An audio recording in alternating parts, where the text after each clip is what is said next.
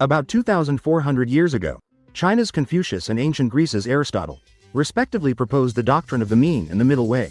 When mentioning Confucius and Aristotle, we will first notice many similarities between them. They were both great thinkers around the 5th century BC. Their philosophical teachings have had a profound and lasting impact on both Eastern and Western cultures. Many people mistakenly believe that Confucius's doctrine of the mean and Aristotle's middle way are the same thing, but in fact, they are two completely different propositions with significantly different values and influences on Eastern and Western cultures. There are 3 points of similarity that we can affirm. The first point is,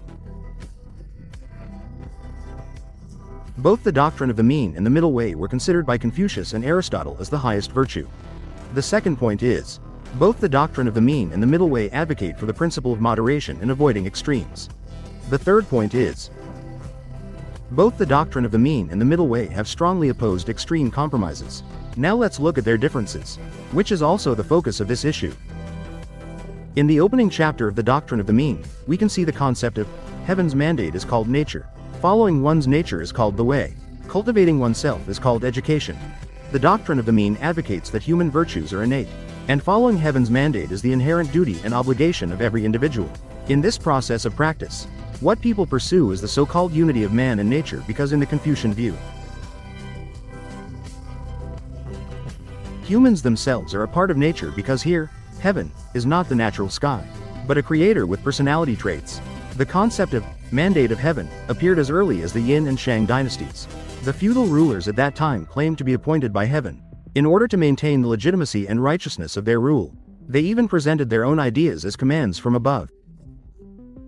Therefore, Confucianism is a vivid humanistic philosophy and a moral obligation theory. What it seeks is the stability of social order. Its target is the rule of slavery and feudalism.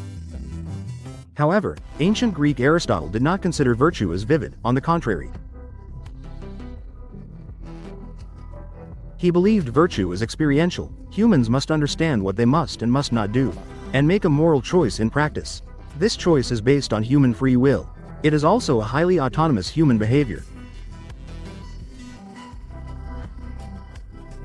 This behavior cannot be subject to external force or a higher entity's compulsory command.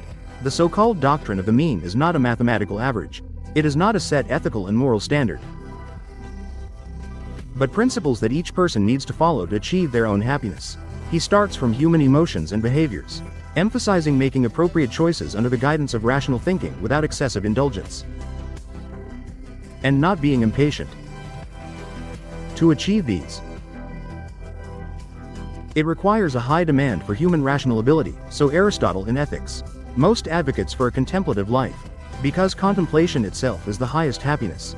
Contemplation itself is also a virtue of reason. Humans can only, when fully aware of themselves, continuously engage in practical actions, can continuously approach this loyalty or ultimate good. Therefore, loyalty thinking is a practical virtue theory, and also a theory of free will. It pursues individual happiness, social justice and rational choices.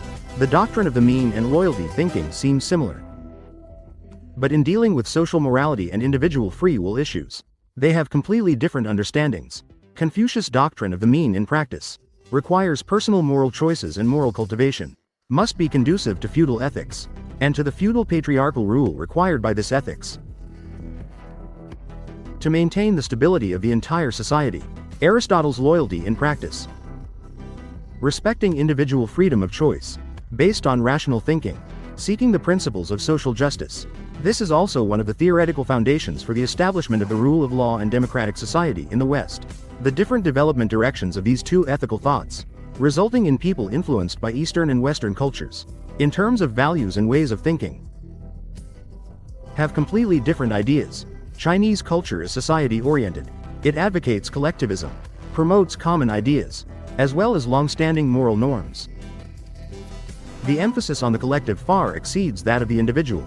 In Western culture, whether in North America or Europe, what they advocate is liberalism, contrary to the tradition of individualism. In their cultural concepts, the individual exists before the state, personal interests and rights, always supreme and inviolable. That is to say, I have a thatched cottage. Wind and rain can enter, but not the king. Follow me to take a popular look at philosophy. In the next episode, we will enter the Hellenistic era, the philosophical thoughts of the Epicurean school. Friends, see you in the next episode.